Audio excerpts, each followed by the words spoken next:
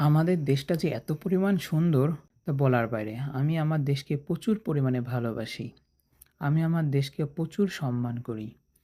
Hello বন্ধুরা, সবাই কেমন আছেন? আজকে আমি এবং মেহেদি ভাই চলে যাচ্ছিলাম আমাদের কলেজে।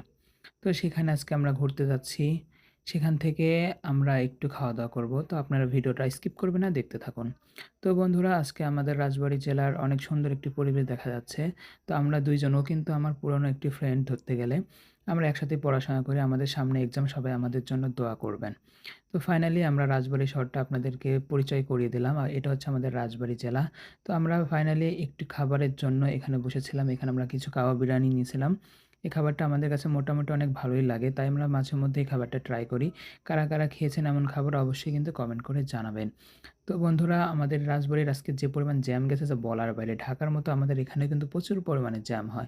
তো ফাইনালি রাতের জন্য আম্মু ইলিশ খিচুড়ি রান্না করেছে। এটা খেয়ে আজকের রাতটা পার করব। সবাই ভালো থাকবেন, সুস্থ থাকবেন। আল্লাহ হাফেজ।